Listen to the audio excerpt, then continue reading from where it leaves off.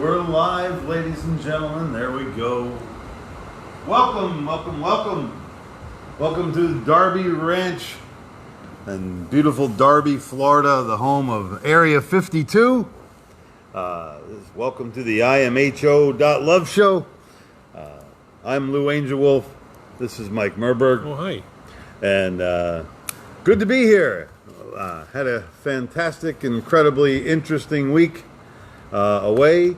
Lots of stuff going on. Anywhere you look, there's a new news story. And welcome. imho.love, in my humble opinion, .love. Love is the answer to everything. It's the final word in all things. So we do strive to head that way. The show comes to you from the Area 52. We're right on the west coast of Florida. And had a CE5 over the weekend. Yes. I was not present for it, but how did it all go? It was good. We had two sightings where craft came in and they signaled us, and and then they left, and we said thank you, we love you, come on back, and then they came back and signaled us again, and then left. What time was that? I think around 10:30 and midnight. Okay. Two sightings, and then beginning of the night there were a lot of flash bulbs immediately after the invocation and the CTSing. So. Okay. Yeah, for me it was, but we had some very interesting, I'll post the photographs at the meetup site and on the Facebook site. Had a very interesting photograph that I don't think is lens flare. I'll show you, but... Wow. Yeah, that one came out. Shine that towards the camera if you want. Ta-da. How much of it you can see. But yeah, put it on the imho.love site. Yeah. Wow, and that's the thing with these CE5s or HICE, which is human initiated contact experiences, is where we reach out spiritually, psychically to our star family. Let's, all this is one, and let's see how much further one goes. So we approach them in a meditative state, offering peace and innocence, our most valuable gifts. Love, peace, and innocence, and they show up. We see craft every month. No guarantees, of course. Some months are more than others, but these days, I think with the regularity of the new moon and us gathering together, and the other thing too is as the CE5 movement spreads across the world, you've got groups meeting in different places all over the world at approximately the same time, according to, where they are in the position of the sun's trek. So you have this constant evolution of energy and outreach, people trying to connect with a further spirit, a further being, further entities, further energies, further frequencies, as if we've mastered these down here. We certainly have not, but while you're at it, let's take a look over there. So that's what these are about, and they're becoming more and more popular. We belong to, we have our CE5 web page, which is imho.love, which is about this show, which is about CE5, humor, and little known facts, alternative news. Hey, known as factual news. Yeah, we've sorted through it a little bit. We took some of the spin off of it and kind of got down to where the story really is, or where it's really coming from. So what'd you have, about 25, you said? 25 souls out here? 25 came up. A lot of people became, I shouldn't say a lot, but some asked me to segregate the group into people that had the jab and those who didn't, because they were afraid of the people that have gotten the shot shedding spike proteins and infecting them with the inoculation. So it's, and that, man, that's a valid concern. So, and the pro-vax side is trying to make it seem like we're lepers. because we don't have it. Right, and the New York Yankees are separating a stadium to vaxxed and versus non-vaxxed. I didn't read the reason why, but I can only assume that that the spike proteins might be involved. Mm-hmm. So it's craziness out there. I mean, the other thing is the New York Times mentioned today that there have absolutely been 0 cases throughout the world of people getting COVID from outdoor exposure. Wow. So all this crap of wearing a mask and having to wear it in an outdoor bistro or exercising or walking along the beach, but of course the New York Times didn't apologize for lying to people. Why would they? They never do. No, they didn't. But it's nonetheless a fact that 0 cases out of the however many millions have been caught from outdoor exposure. I think it's just hundreds of thousands. I don't think it made it into the millions. Or did it? With the people that have died from COVID? Yeah. Well, yeah. Well, that's what I'm saying. The numbers are so jilted and tilted and skewed. But the one thing's for sure, that 0 means 0. 0. No people got it from being outside. Yeah, which means if you're wearing a mask, you're either uninformed or an idiot. I see people riding bicycles, on motorcycles, out for a run, out for a jog, all masked up. Yeah, it's like wearing a football helmet to bed. Excuse me, dear. I'm gonna wear my football helmet to bed because I'm afraid of catching COVID. That's a little game you can play if she's got a jock fantasy. But other than that, most women do have jock fantasies, but yeah. But not necessarily athletics. Helmet. I got my helmet. Anyway, so, and it was so interesting back when all this started about 1.5 years ago, or however long, however long it's been. The bleating voices of reason came out and said you should load up on vitamin C, D3, curcumin. That's the brand name of it. Zinc, and the orangey. Well, there was vitamin C. It's the orangey. Curcumin is the name, the brand name of it. Why can't I think of it? Anyway, but telling us to load up on those type of fortifications, get outside, get some sun. That's where you get your vitamin D as well. But then all of a sudden it just became this other narrative of stay inside and wear a mask and don't go out. And freedom became a privilege. Yeah. As opposed to a right. And it left a lot of people, especially if you were, immunocompromised from the beginning,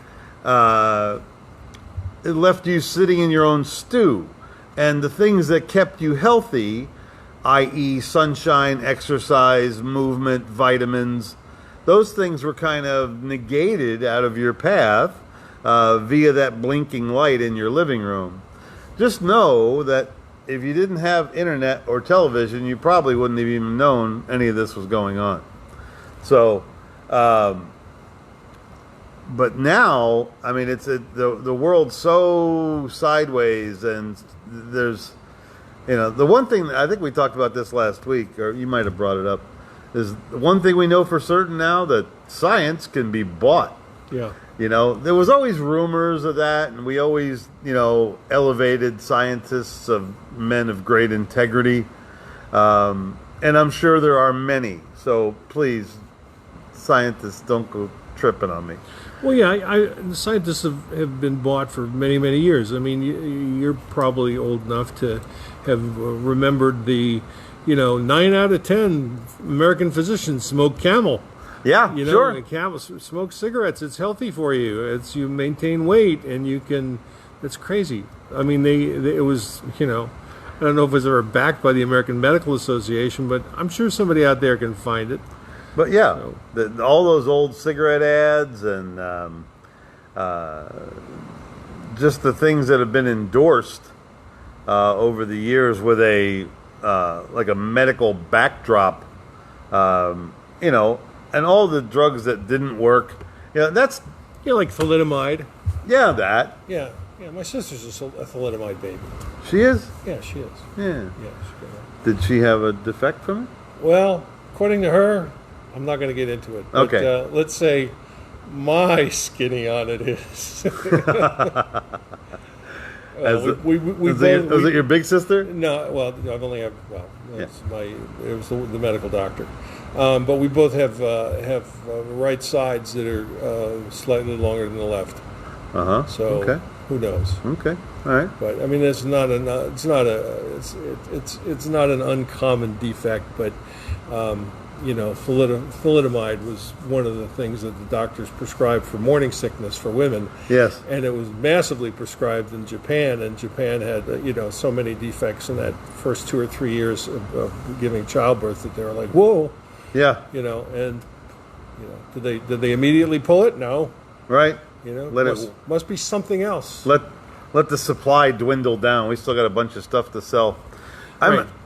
You know how sometimes you have in your life. I saw haunting pictures in the mid '60s. I was a little kid in Life magazine about those waterhead babies and the whole thalidomide birth defect thing. Yeah. And when I was a little kid, man, I'm a sensitive guy. I always have been. I saw those pictures. It was like I like pushed the magazine away. I mean, I couldn't look at it. And but yet, you know, somehow somebody profited from that. Somebody bought a yacht off of that, and that's the core of what's wrong with our world. Is Materialism, greed, and money. yeah, and the pursuit of it in whatever level you want to pursue it. Well, how else are some people ever going to get laid? And certainly not with your charming personality. But yeah, the medicine that's been rolled out and over the years and proven ineffective. In fact, I talked about it last night. I met a really nice couple on my flight back from Denver last night. He had the same name as me, and they were from Australia. He was from Australia, and she was from Denver. And we were talking about various prescriptions and how when the doctor gives you something, he says, here, try this for a couple weeks. If it doesn't work, we'll try something else. Yeah. They say that every day. Yeah. Okay? Well, the reason they say that, and a lot of people don't know this, every drug has what they call an NNT, number needed to treat. So many people are going to take this drug and have no help from it whatsoever. It won't do anything. Like a tour of the statins. The statin drug. Statin's a perfect Classic. example of it. The yeah. classic. The number needed to treat on statin drugs is around 29. That means 29 people will take that drug for no apparent gain. It won't make them better, but there's that one person that will, which validates the story. Right. And some of my statistics may be a little old. They may But change, yeah, but if you're making for one but selling to 39, that's a massive profit margin. oh, absolutely. Exactly. And the other thing about it is such a vague generality because we're all so different, you know? I mean, our blood types are where we live, and yet there's this blanket medication, and then they just have hey, take it for a couple of weeks, see if it works. If not, we'll try something else. So, And you're on auto refill. right, For like, you can't not get it. right, exactly. even if your dick falls off, you still got 12 more refills Now, left. I'd have to write that'd be a bad Yelp review for me. But so and the other thing that's even spookier, okay, than all of this is all of these vaccines, the manufacturers take no responsibility of damages or anything that may happen to you while it's being administered. Right. They tell you that right. You sign a release that you can't go after them if it, makes you grow a thumb out of your forehead. Or die, or have your kid die, or have your Yeah. your whole family die. So what I'm saying is, in a world where we're watching greed run amok, and look up "run amok." That's an interesting phraseology. If you don't know what it means, it's more than you think it is. So, run amok. So you're watching this greed and all this other stuff explode, implode in our society, but they pat you on the head so many times a day. You get all these signals, all these waves, all these ideas thrown at you constantly. That blinking light in your living room, or the one in your bedroom, or whatever, or your internet screen, or whatever it is, your phone. Constant, information. Even if you don't look at it, you still see the words, and they make little tiny dents in your head. So, a lot of people, guys like Mike and I, we ask a couple of questions. The first, initially questioning the statement. Second, the reason for the questioning of the statement. And 3, the source of the information of the statement. It's called critical thinking. Yeah, it's called that. And so when you start just taking some of these statements apart, there's nothing there. There's nothing substantial in these claims. They are, there's just so much headlines. All they're doing there right now is headlines. You write the article, you read the article from the grabbing headline, and there's very little to do with the grabbing headline in the article. But all they wanted to do was get those key words across to you. This manipulation that we're living in right now. So, and then you mix in, just like the pharmaceutical industry, they'll have something they can make for 15 cents, and they'll sell it for $60 a piece. I mean, the profit is shameful. But they go, well, we have a lot of research and development, and then they bring things to market before they've had the proper testing.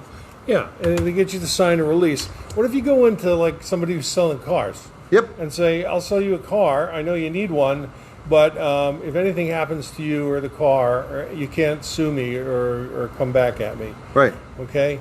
And you can't buy a car from anywhere else. Right. Are you going to buy that car? I wouldn't. But you're looking for alternative routes of right, transportation. Exactly. But other people who are buying the car because that's because it's what they're going to do. Yep. Well, because it's also a path of least resistance. Yeah. But who can you trust? I mean, you go to a lawyer and say, "I want you to represent me," and he'll say, "Sure, give me $10,000, but I'm not going to guarantee you anything, and you can't sue me if I screw up." Instant friend. Yeah, it's like, we tolerate it with pharmaceutical companies because they promise us to escape death. Wellness, yes. Yeah, and we're willing to do almost anything, in order to do it because we're so afraid of death. And that's what the Tao, what Lao Tzu taught was, you can't live and fear death at the same time. Yes. So these people that are fearing death are not living in my book. And now that they're inoculated, they're not fully alive. Mm-hmm. Because they're still living in fear. They're living in fear whether or not the jab is going to work. Now they're living in fear whether they're going to be shedding spike proteins. I mean, where does it end? Well, the manipulation is deep and hard and serious. And that's kind of like a little bit of our mission statement here on imho.love. We're deep, hard, and serious. It's like deep, hard, and serious. Sounds like I think I got that movie. That's funny. Anyway, That's exactly it. It's like Shakespearean actors go wild. We're running amok here. You run amok. Oh my God. I'm Lou Angelwolf. This is Mike Murburg. The show is the imho.love show. We're here every Wednesday night, or most Wednesday nights, on Facebook Live, and the show also gets transported over to YouTube. imho.love is the homepage. .love is a suffix you can get instead of .com or .net. .love, because love is all about, baby. And then it goes on to BitChute and Podbean. So there's many, many, many ways to listen to the show, and we do appreciate all of you who tune in and listen. Feel free to like, share, subscribe, whatever you want to do with this material. It's free. We're not selling T-shirts or coffee mugs or memberships or gold circle anything. Yeah, we got no merch. No merch. We got no merch. Maybe we should get some merch one day. No, well, I don't care about it, though. We go back on stage and sell alcohol for There you go. Yes, people who alcohol run sales. comedy clubs.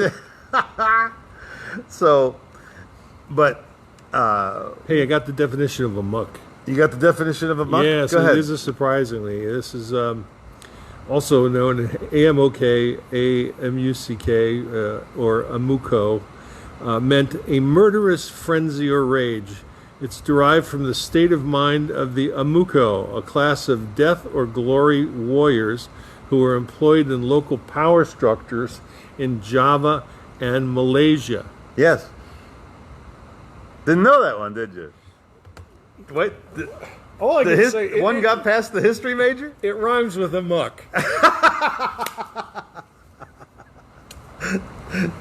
I put one between the shortstop's legs on that one? Yeah, it went to the wall. Amuko, who thought Java? It's Java. It's fun. I have a friend, Willie. What are coffee drinkers using a word like that for? I know, the Javanese. I have a friend, Willie, and his one of his little parting shots was always, "What the fuck, run amok?" Yeah. And one day I'm looking at, and there's actually a magazine in Los Angeles called Amok, and I used to. It's one of them odd, alternative beat. Back when I was in the dark, crazy stuff in there. But really, to go on a murderous rampage, and Charlie Manson. Charlie, yeah, he ran amok one night. Yeah. Or his family did, Yeah. or his You need to employees. You need to control your family better, Dude, put sir.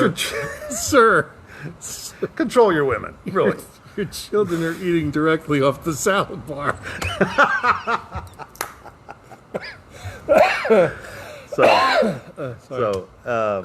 Yeah, and literally there is some amok running happening right around you right now. Holy Christ. So, like we're saying,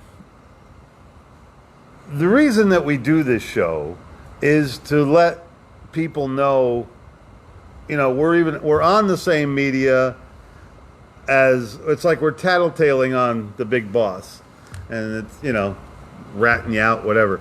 But we're just telling you, because there is no fine print of cautionary travel into this realm.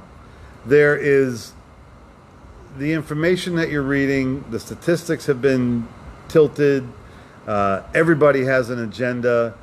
Follow the money if you want to see where it all lands.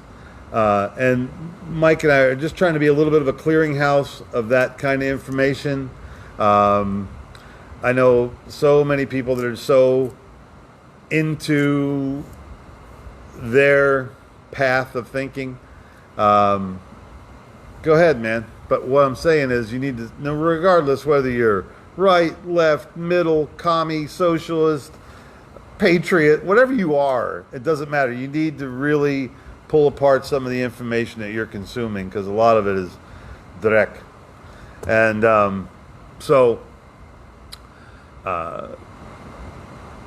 that's part of the genre, or the message that we're trying to get across. We tell you every week, use your head, trust your gut, and let your heart take you home, or let a tart take you home, or use your head, trust your gut, and let your heart take you home. But the other thing about the show is it is about CE5, Close Encounters of the Fifth Kind, extraterrestrial experiences, life, information. But it's also about your personal well-being, and I had something really change. I wasn't at the CE5 this week or over the weekend, and I missed you guys, and I sent you love. I was out at the Great Sand Dunes National Park in southern Colorado. Didn't stay all night. It got cold. I didn't bring firewood like a knucklehead, and so you get up in the mountains there, it gets cold. Dude, it went down to 30, and the wind was blowing. Yeah, that's cold desert up there. Yeah, it is. Yeah, it's cold. So, and then we rocked on down to Taos, and had a couple of fun days there, and we went to outside of Taos, just outside of the Rio Grande River Gorge, is a little area filled with Earthships, and Earthships are a true living off the grid house environment dwelling, however you want to put it, and they called it an Earthship because that's what it is. You really are riding on this planet Earth. The word home and house are a little bit overused by, but the ship that you're on, you're literally, you are traveling, you're moving with this planet. You're doing all these things. This was, you hear the phrase, I'm living off the grid, or he's living off the grid, and you picture some guy with an old beat up mobile home and, stealing water from the neighbor and VW microbus. VW, yeah, exactly, bolted to the side of a trailer. This is the most wonderfully thought out, environmentally astute efforts I've ever encountered in my life. My eyes were like completely open. I went down to Taos. I knew it was a cool, Native American thing, and there was some, interesting scenery, and the whole town surrounded by mountains, and there's some beautiful art galleries.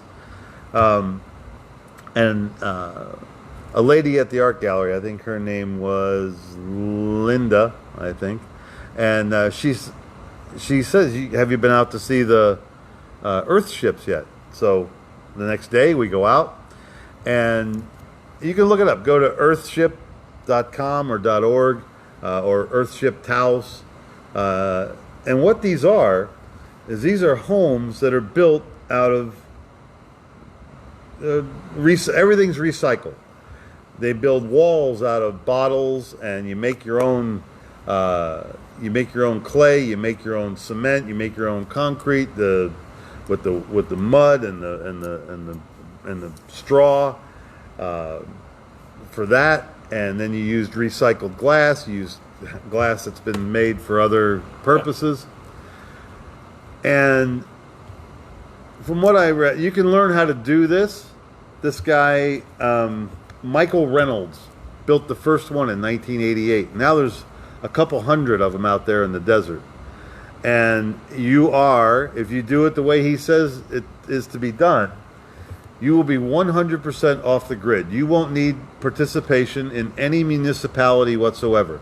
You'll have your own water source. You'll have your own power source. You'll have your own food source, all within your home.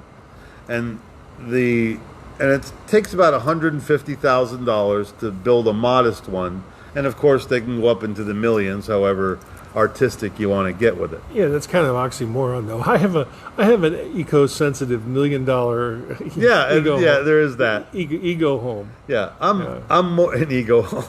It's ego. So yeah, I would probably go for one of the simpler ones for the organic feeling. When I was a kid out there, we used to come into these old towns, and there were literally people would build houses with bottles. I mean, they were nothing big. They were just small shacks or sheds or something, but they would do that. This is like not something new. I'm sure this guy had a trip through if it was in existence in the 1960s and I was there, it was in existence before he actually kind of patented the idea. Right. But as a matter of fact, Dennis Weaver, an actor, he had a house out there that was bottle made. Yes. And it's magnificent too. And if you do it right, you have colored bottles in a wall. Yes. So you have stained glass coming, and color coming into your, that'd be the south side of the house that you do that to keep it nice and, darker than usual and keep the heat away. But Yep. it's a fantastic way to build things. And cheap too. And there's a lot, and they build walls out of tires, old used up tires. Yeah. Which wouldn't bother me at all because I've always liked tires. Tires ain't pretty. I think they are. No, Stanley. But anyway, so, and like in the summertime, it's cool in there because they found a way to circulate the air underneath the house, and you take the coolness from the earth and bring it up into the house. And then in the wintertime, when it's cold outside, you direct they have solar power, wind power, and everything's thermal and quiet and beautiful, and some of the places look pretty crazy. In fact, if you go to like Earthships, I think it's earthships.org. It may be .com. I'm not sure, but not hard to find. And Taos will show you the exact one. And in fact, if you look at it and you're interested in it, you can also rent one.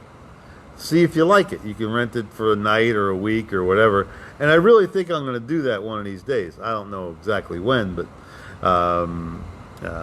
Christine and I were interested in that experience.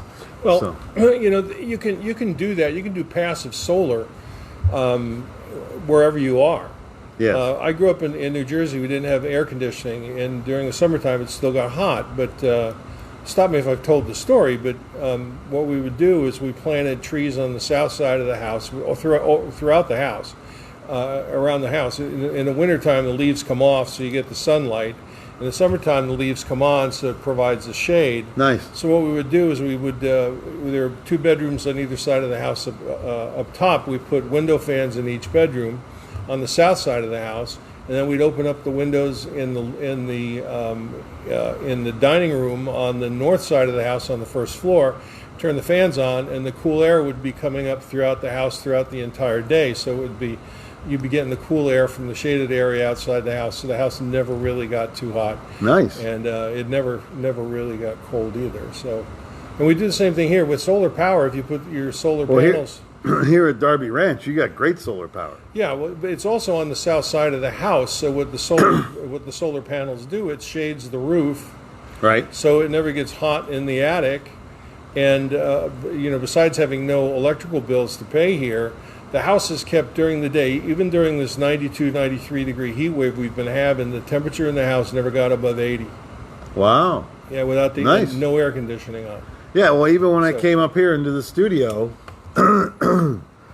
When you had nothing going on here, right? But it's so well insulated. It was only 83. Right? Yeah, this is 2x6 studs in the walls. So it's got like R40 insulation in the walls and like R60 in the ceiling.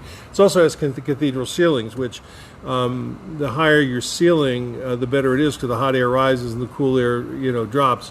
And as you know, downstairs it's always cold when you walk through the door because that's where all the cool air sets, and the hot air it'll be up on that side of the building up on my son's picture there because it's the south side and that's where the hot air aggregates. So. Yeah, and and the thing that I loved about this Earthship place is this Michael Reynolds, an engineering genius.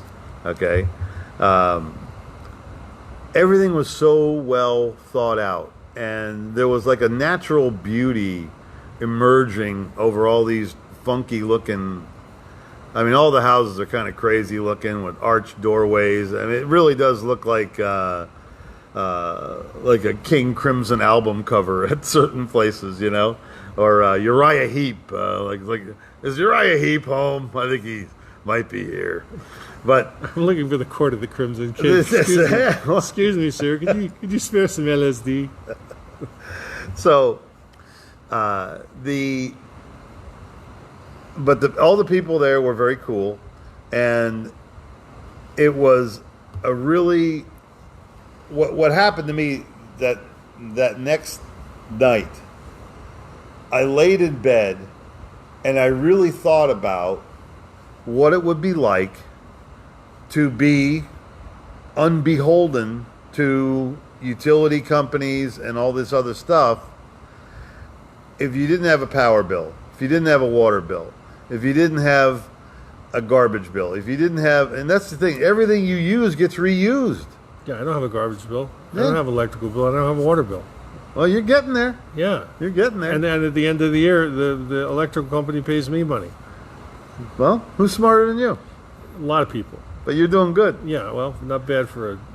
But out there, but I was just thinking, like, because so many of us, we get up and we run the treadmill. We work, we get out there in the maze every day because we have social obligations to maintain our housing and our shelter, and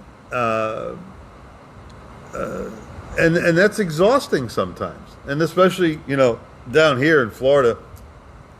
Heaven forbid your air conditioner break. There's a lot to all this. But out there, where these were, and there's Earthships in every state of the union. But out there in the high desert, they just had this beautiful flow of how everything went. But I was just thinking how mentally free you could be. If you're an artist or if you're a painter or creator or writer or whatever, whatever your artistic expression is, you would have such freedom in your mind. You would really, really be able to create on a more superior level than you have now, because the lower vibrations of our daily life, money, rent, food, gas, all that stuff that keeps you, it becomes second place, or second nature to us now to do all these things. But if none of that had to happen, if you could and build yourself an art studio while you're there, build yourself a writer's loft, you already have an incredible amount of information in your mind. You've already read thousands, hundreds of thousands, maybe millions of words in your life. You have this idea of everything, but if you were actually able to put the concerns and the din of the world away from you and just let yourself meditate into a creative state where you could convey these ideas and be your most creative, that was what really charmed me about it. This guy, Michael Reynolds, he's a brilliant guy, and that's the name of the show this week is Earthships, Starships, and You. Fully self-contained, off the grid. They're not the same starship as like Jefferson's starship. They're a little different. But Jefferson, they have one of the most beautiful songs I believe ever written. And we hear it often. It's called Miracles, and a lot of people know it. But the way Marty Ballin sings it, there's some lyrics that are kind of lost in the flow of the music. A lot of the lyrics are kind of indistinct. On YouTube, there's a couple of people that posted the song with the lyrics. Listen to that song and then listen to all the lyrics. Absolutely beautiful. If there was a love song out there, that's the one. Because if only you believe, like I believe, we'd get by. So, or if you knew, like some of us know, then we'd get along. That's true. But it's all that neutrality. It's humans returning to a love source and an innocence source, to where we can share our time, share our good ideas, share our good energies. I wrote a little piece on Facebook last night, trying to go to sleep, just trying to get some words out. I there's my camera right there, so I can't read it to you. But it's on Lou Angelwolf Facebook page, probably a couple squares down from where you're watching now. And thank you, everybody, for watching. And then, so we're talking about Earthships, Starships, and it's interesting. We're coming up on June. Supposedly, there's supposed to be some sort of governmental disclosure about they're going to let us know what they know about UAPs and UFOs and supposedly. But again, these are the same people that are bringing you all this other information. So I don't know. But I also know this. We don't need a government of any kind to convince us that there's life outside of this planet. But what the cabal and what everybody, all the controllers of this world, the Council of 13, what they're all afraid of is if human beings realized that we're all human beings and all related in ways, okay, and that there was a superior intelligence, a superior life force, a superior energy from places unknown that proved itself to be peaceful, which is what we're completely anticipating, all governments would no longer have traction. Monetary systems, who cares? Banks, whatever. And it would literally recalibrate the whole world if we realize, even all religions would go by the wayside because they would be, they would be counted as different. Now, we glean wisdom out of all the theoretical holy books because there is some wonderful expression in there. But we would have the ultimate explanation of our existence. Even if we didn't get the detailed explanation, we would still have enough soul proof within ourselves to understand that this is a lot more than we ever thought it was. Yeah. Yeah, when you first you come in contact, when you first see a mothership, when you first see your first extraterrestrial. Mm-hmm. I mean, it changes everything. And that's why disclosure is not important, but the great reveal is. Yes. So, we should be in the business of being human beings together and enjoying existence itself, the state of beingness. Anything that contributes to that, meditation, self-sufficiency, gardening, whatever it takes, so that you can just be. I mean, that's all human beings really want deep down inside. Everything else is a subterfuge. Yes. And then once we realize that, once our needs are taken care of, when there is universal energy, we realize that the supreme being is within us all, and that we are born to honor the consciousness that's the underlayment of all reality and the intelligence that's behind it, call it God or whatever. The UAP, extraterrestrials, non-human intelligences, they all operate on that same system. That's their operating system. And those who reach out and understand that are understanding their operating system, their moral compasses, their ethical values, and it all evolves around peace and love and compassion. That's why they're here. That's why they're here for us. That's why they're revealing themselves to CE5 groups and other people that have meditated and asked for the contact. And we'll get there. It's not going to be easy, and hopefully I'll see it in my lifetime, because we need to evolve. The Earth is an awful place right now, for so many reasons, but it also is the greatest place for a human to be in existence anywhere. So we got to learn how to take care of each other, and doing this is part of it. Teaching that there is hope. Teaching that there is another reality that's not an alternative reality, it's the true reality that underlies everything, and everything else you see is Maya, it's all illusion. And the illusion continues to be reinforced And if there's nobody to call bullshit on the illusion, then everybody stays in the illusion. So that's where there's comedy. You know, Yes. we can speak the truth no matter where we are and what we're doing. Yep. Because there's no harm involved in it. Right. And people need to hear what the truth is. Even if they're woke, they still need the truth. And the truth is that, you know, that if there are those who do not speak the truth, then you will never hear the truth. Yes. So. That's absolutely true. Mike, you know, it's interesting. Many years ago, 6 years ago now, I wrote a piece called "The Pacifist Riot." There's a copy of it on the imho.love show, and that was my initial vision for this show. And it's amazing how it's, you know, we've done hundreds and hundreds of shows. Probably, I don't know, we got to be getting close to, I know we're at 400 anyway. Through the various shows, Lutopia and then IMHO. But Mike, right around the same time, before we knew each other, but only like, that's Mike, that's Lou. We weren't friends yet.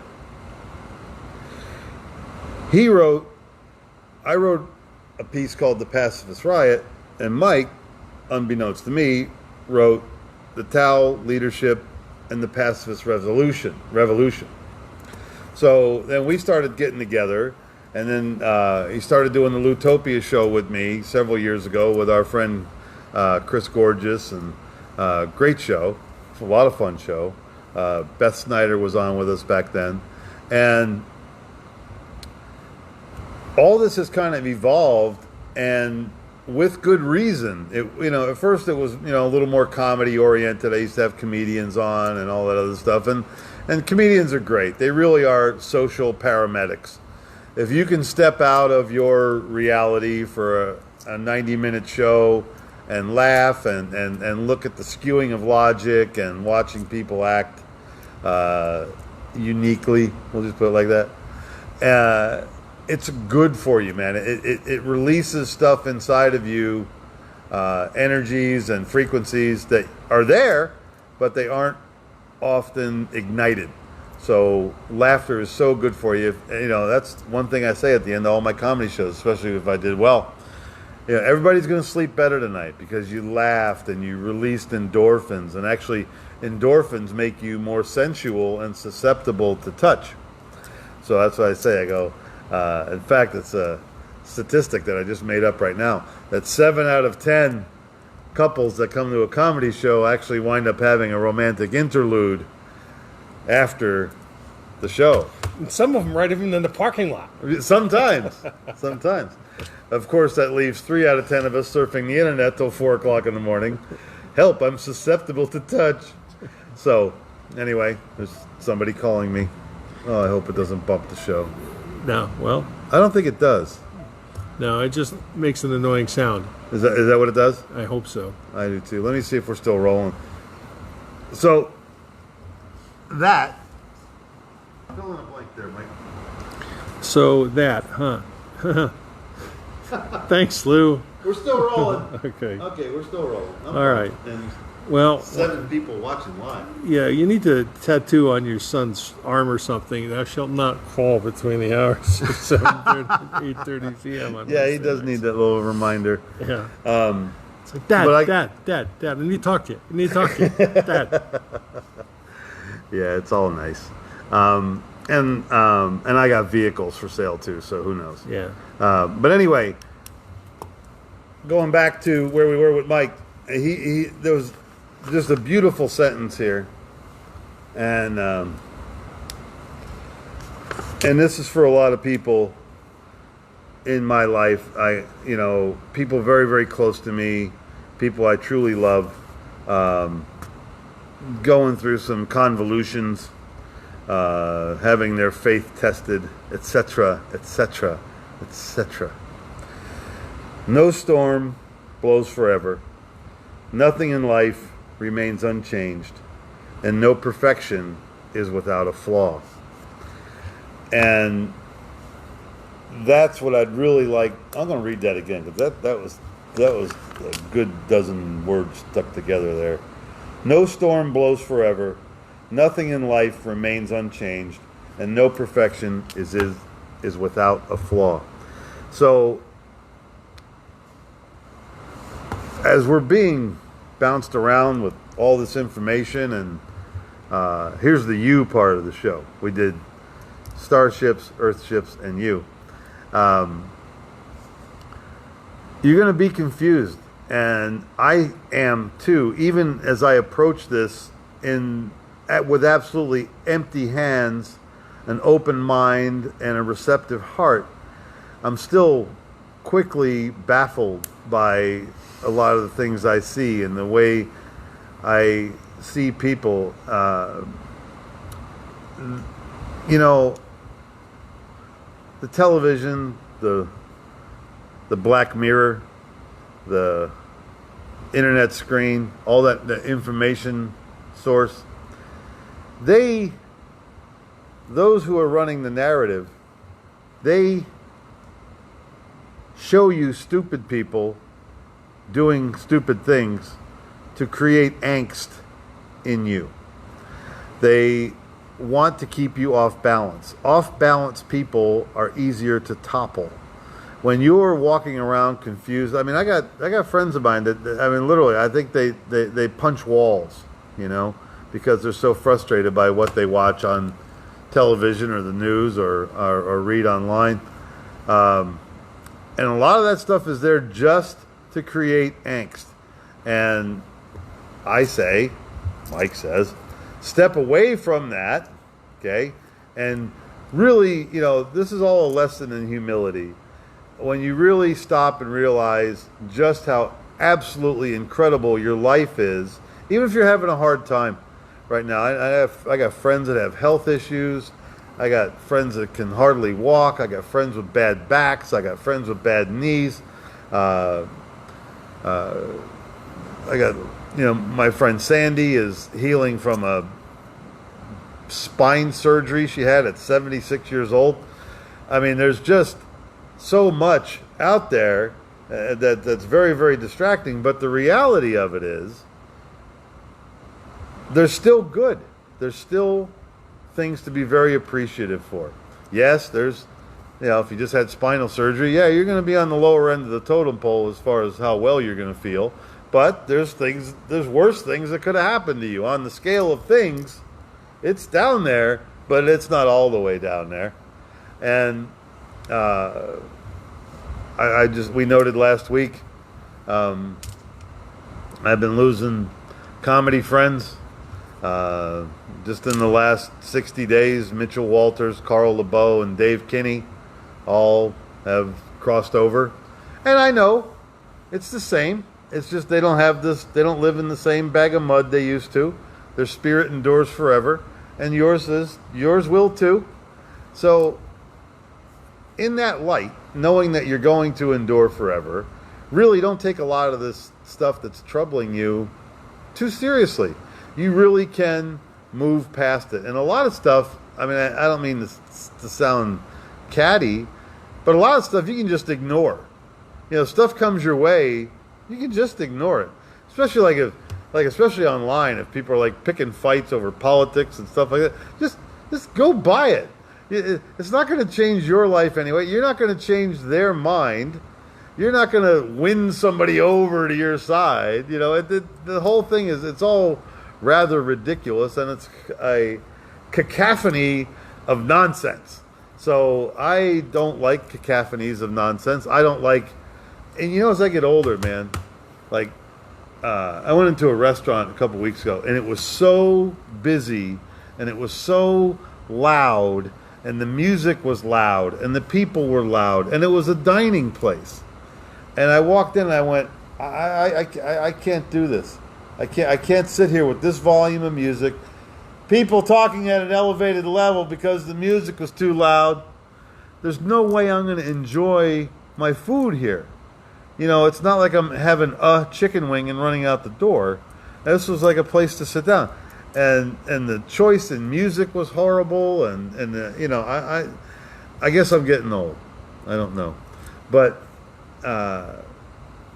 it's all that harried vibration. It's all that crackly din that you can't make peace of. It's it's all 440 megahertz, and 432 was so much easier to do. And then you have all these different other vibrations, and then lyrics that are absolutely nonsensical or insulting to your intelligence. Yeah, it's like you're sitting down to a nice dinner, and all of a sudden you hear dun dun dun dun dun dun dun. Enjoy your wings. Well, if they played Frankenstein, I probably would. I know, but it's like, But like if Wet Ass Pussy comes on, yeah, I don't know what to say. Yeah. Doesn't make me think of wings. Makes me think of Hooters. Hooters. I forget what comic it was. He used to call Hooters. It's like a Baptist titty bar. It's funny. When I first came to Clearwater, I had a benefactor, somebody who would back me, and we got outbid for the first Hooters joint. Really? Yeah, I went down on doing the build out? On Gulf to Bay. Yeah, the place was empty. It'd been empty for about a year or so. Yeah, it used to be the Weeping Willow Lounge. Yeah. Well, Fred Howard was going to back it, and and the guys who started Hooters, we both got in at the same time, and they're the first one to come to contract. Yeah, Bob Passmore and those same guys. idea though. Yeah, same really. idea. Wow, Yeah. wow. Yeah, it's the Forrest Gump part of my existence, Dude, I'm the same guy. I'm the same. I have been standing next to friends that received wonderful awards. I have been Mr. Congeniality so many times. Honorable mention, third runner-up. It's the hair. Is that what it is? The Is that what takes? Is that what knocks me out of the big box? Yeah, the hair's too good. You gotta lose the Are hair. they jealous of the hair? Is that what it is? Yeah, they are. But I actually lived in that little apartment above the Weeping Willow Lounge for a short period of time. I think I lived there about 3 months. Wow. And that's funny. And it was a great place to live when you were 19 years old. Yeah. Yeah. And because the band played till 2 in the morning. Yeah. And it was almost like a house band there called Old Limousine. And they did some really cool covers. They did Low Spark from Traffic, which was awesome. Yeah. But anyway, and then Hooters, of course, and all my time back during the Ron and Ron days, I was Large Lou on the Ron and Ron show. And that was all Lynn Austin and BL and all that wonderful Julie.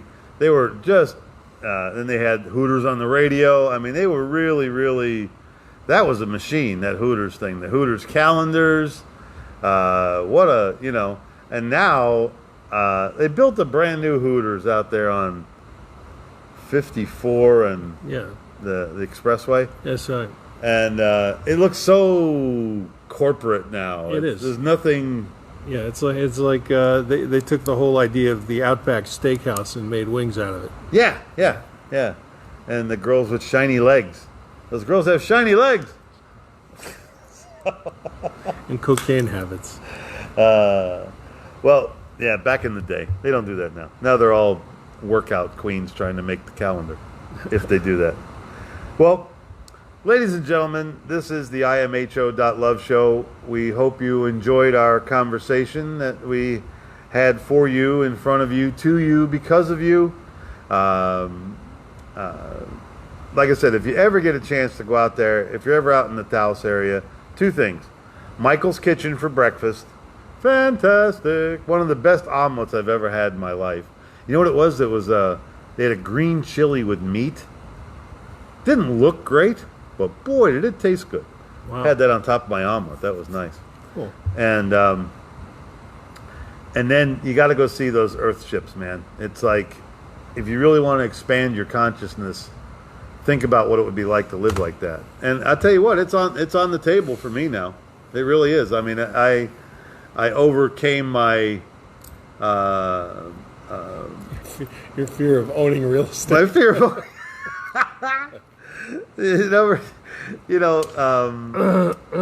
what's the word that when my preconceived notions of living off the grid Yeah. were recalibrated. You know, because I always thought living off the grid was going to be absolutely miserable. These people are not suffering in these homes. Yeah. And I think that's what it was. Just the living off the grid thing just sounded so unfun, you know. But I could tell there was a lot of love built in there, and a lot of people did some very, very deep study. And I would love to have something like that where your mind is just free to create. Thank you. Well, ladies and gentlemen, you have spent nearly an hour with, well, a little more, with Mike Murburg, and I'm Lou Angelwolf. You guys are fantastic. Thank you so much for listening and tuning in. Like it, share it, subscribe. It's going to be on BitChute later, Podbean. Our lovely engineer, Kathy McGuire, moves it all around for us. It's also going to be on YouTube. And just, like I said, like it, share it, subscribe, share it, whatever. Give it to a friend. Let it steady a coffee table. Whatever you do to it, you're welcome to it. Like we tell you every week, use your head, trust your gut, and your heart will take you home. Thank you so much for spending some time with us, and we love you a bunch. Have a good night. Peace, y'all. Yep. Hey, everybody. Back on the other side there. Hey, Daniel Noah, there you are. Second. Have a good night. You too, buddy. And Marcella, thank you so much for watching. You guys are great, and everybody that's here every week. Oh, look at all the hearts exploding. We love you too.